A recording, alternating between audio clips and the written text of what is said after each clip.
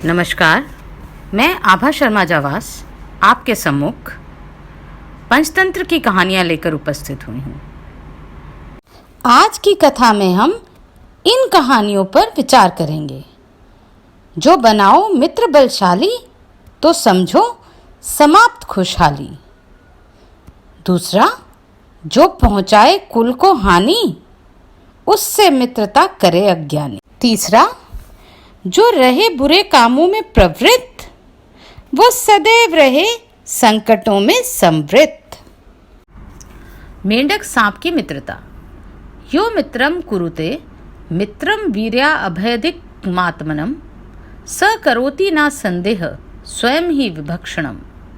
अपने से अधिक बलशाली शत्रु को मित्र बनाने से अपना ही नाश होता है। एक कुएं में गंगदत्त नाम का मेंढक रहता था। वह अपने मेंढक दल का सरदार था। अपने बंधु बांधवों के व्यवहार से खिन्न होकर एक दिन कुएं से बाहर निकल आया। बाहर आकर वह सोचने लगा किस तरह उनके बुरे व्यवहार का बदला ले। यह सोचते सोचते वह एक सर्प के बिल के द्वार पर पहुंचा। उस बिल में एक काला नाग रहता था। उसे देखकर उसके मन में यह विचार आया कि यह नाग द्वारा अपनी बिरादरी के मेंढकों का नाश करवा दूं। शत्रु से शत्रु का वध करवाना ही नीति है। कांटे से ही कांटा निकाला जाता है। यह सोचकर वह बिल में घुस गया। बिल में रहने वाले नाग का नाम प्रियदर्शन था। गंगदत्त उसे पुकारने लगा। प्रियदर्शन ने सोचा, यह सांप की आवाज नहीं है, तब कौन मुझे बुला रहा है। किसी के कुलशील से परिचित पाए बिना उसके संग नहीं जाना चाहिए। कहीं कोई सपेरा ही उसे बुलाकर पकड़ने के लिए ना आया हो। अतः अपने बिल के अंदर से ही उसने आवाज दी, कौन है जो मुझे बुला रहा है। मैं गंगदत्त मेंढक हूं, तेरे द्वार पर तुझसे मैत्री करने आया हूं। यह सुनकर सांप ने कहा, यह बात विश्वास योग्य नहीं है। आग और घास में मैत्री नहीं हो सकती। भोजन और भोज्य में प्रेम कैसा। बधिक और बद्ध में स्वप्न में भी मित्रता असंभव है। गंगदत्त ने उत्तर दिया, तेरा कहना सच है। हम परस्पर स्वभाव से बैरी हैं, किंतु मैं अपने स्वजनों से अपमानित होकर प्रतिकार की भावना से तेरे पास आया हूं। तू कहाँ रहता है। कुएं में। पत्थर से चीने कुएं में मेरा प्रवेश कैसे होगा। प्रवेश होने के बाद मैं वहां बिल कैसे बनाऊंगा। इसका प्रबंध मैं कर दूंगा। वहां पहले ही बिल बना हुआ है। वहां बैठकर तू बिना कष्ट सब मेंढकों का नाश कर सकता है। प्रियदर्शन बूढ़ा सांप था। उसने सोचा, बुढ़ापे में बिना कष्ट भोजन मिलने का अवसर नहीं छोड़ना चाहिए। गंगदत्त के पीछे पीछे वह कुएं में उतर गया। वहां उसने धीरे धीरे गंगदत्त के वे सब भाई बंधु खा डाले जिससे गंगदत्त का बैर था। जब सब ऐसे मेंढक समाप्त हो गए तो वह बोला, मित्र, तेरे शत्रुओं का तो मैंने नाश कर दिया। अब कोई भी ऐसा मेंढक शेष नहीं रहा जो तेरा शत्रु हो। मेरा पेट अब कैसे भरेगा। तू ही मुझे यहाँ लाया था, तू ही मेरे भोजन की व्यवस्था कर। प्रियदर्शन, अब मैं तुझे तेरे बिल तक पहुंचा देता हूँ। जिस मार्ग से हम यहाँ आए थे उसी मार्ग से बाहर निकलना संभव है। यह कैसे संभव है। उस बिल पर तो अब दूसरे सांप का अधिकार हो चुका होगा। फिर क्या किया जाए। अभी तक तूने मुझे अपने शत्रु मेंढकों को भोजन में दिया है। अब दूसरे मेंढकों में से एक एक करके मेंढक मुझे देता जा, अन्यथा मैं सबको एक ही बार में खा जाऊंगा। गंगादत्त अब अपने किए पर पछताने लगा। जो अपने से अधिक बलशाली शत्रु को मित्र बनाता है उसकी यही दशा होती है। बहुत सोचने के बाद उसने निश्चय किया, वह शेष रह गए मेंढकों में से एक एक को सांप का भोजन बनाता रहेगा। सर्वनाश के अवसर पर आधे को बचा लेने में ही बुद्धिमानी है। सर्वस्व हरण के बाद अल्पदान करना ही दूरदर्शिता है। दूसरे दिन से सांप ने दूसरे मेंढकों को भी खाना शुरू कर दिया। वे भी शीघ्र ही समाप्त हो गए। अंत में एक दिन सांप ने गंगादत्त के पुत्र यमुनादत्त को भी खा लिया। गंगादत्त अपने पुत्र की हत्या पर रो उठा। उसे रोता देखकर उसकी पत्नी ने कहा, अब रोने से क्या होगा। अपने जातीय भाइयों का नाश करने वाला स्वयं भी नष्ट हो जाता है। अपने ही जब नहीं रहेंगे तो तुम्हारा कौन रक्षक होगा। अगले दिन प्रियदर्शन ने गंगादत्त को बुलाकर फिर कहा, मैं भूखा हूँ। मेंढक तो सभी समाप्त हो गए। अब तू मेरे भोजन का कोई और प्रबंध कर। गंगादत्त को एक उपाय सूझा। उसने कुछ देर विचार करने के बाद कहा, प्रियदर्शन, यहाँ के मेंढक तो समाप्त हो गए। अब मैं दूसरे कुओं से मेंढकों को बुलाकर तेरे पास लाता हूँ। तू मेरी प्रतीक्षा कर। प्रियदर्शन को यह युक्ति समझ आ गई। उसने गंगादत्त को कहा, तू मेरा भाई है, इसलिए मैं तुझे नहीं खाता। यदि तू दूसरे मेंढकों को बुला लाएगा तो तू मेरे पिता समान पूज्य हो जाएगा। गंगादत्त अवसर पाकर कुएं से निकल गया। प्रियदर्शन प्रति क्षण उसकी प्रतीक्षा में बैठा रहा। बहुत दिन तक भी जब गंगादत्त वापस नहीं आया तो सांप ने अपने पड़ोस के बिल में रहने वाली गोह से कहा, तू मेरी सहायता कर। बाहर जाकर गंगादत्त को खोजने और उसे कहना कि यदि दूसरे मेंढक नहीं आते तो वह ही आ जाए, उसके बिना मेरा मन नहीं लगता। गोह ने बाहर निकलकर गंगादत्त को खोज लिया। उससे भेंट होने पर वह बोली, गंगादत्त, तेरा मित्र प्रियदर्शन तेरी राह देख रहा है, चल उसके मन को धीरज बता, वह तेरे बिना बहुत दुखी है।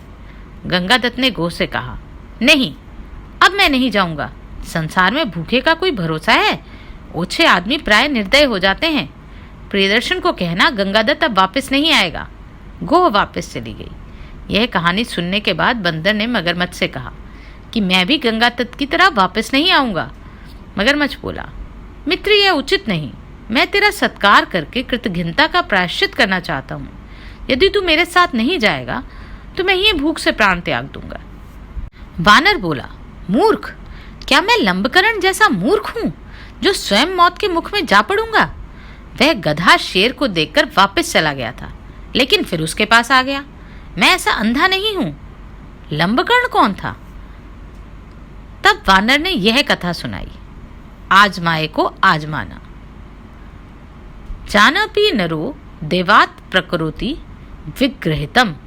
सब कुछ जानते हुए भी जो मनुष्य बुरे काम में प्रवृत्त हो जाए वह मनुष्य नहीं, गधा है।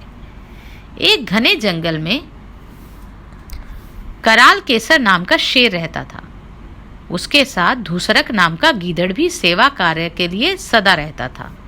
शेर को एक बार एक मत हाथी से लड़ना पड़ा था। तब से उसके शरीर पर कई घाव हो गए थे। एक टांग भी इस लड़ाई में टूट गई थी। उसके लिए एक कदम चलना भी कठिन हो रहा था। जंगल में पशुओं का शिकार करना उसकी शक्ति से बाहर था। शिकार के बिना पेट नहीं भरता था। शेर और गीदड़ दोनों भूख से व्याकुल थे। एक दिन शेर ने गीदड़ से कहा, तू किसी शिकार को खोज कर यहाँ ले आ। मैं पास में आए पशु को मार डालूंगा, फिर हम दोनों भरपेट खाना खाएंगे। गीदड़ शिकार की खोज में पास के गांव में गया। वहां उसने तालाब के किनारे लंबकर्ण नाम के गधे को हरी हरी घास की कोमल कोपलें खाते देखा। उसके पास जाकर बोला, मामा नमस्कार, बड़े दिनों बाद दिखाई दिए हो, इतने दुबले हो गए हो। गधे ने उत्तर दिया, भगिनी पुत्र, क्या कहूँ, धोबी बड़ी निर्दयता से मेरी पीठ पर बोझा रख देता है और एक कदम भी ढीला पड़ने पर लाठियों से मारता है। घास मुट्ठी भर भी नहीं देता। स्वयं मुझे यहाँ आकर मिट्टी मिली घास के तिनके खाने पड़ते हैं, इसलिए दुबला होता जा रहा हूँ।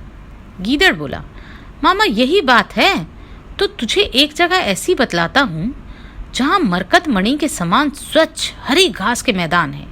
निर्मल जल का जलाशय भी पास ही में है।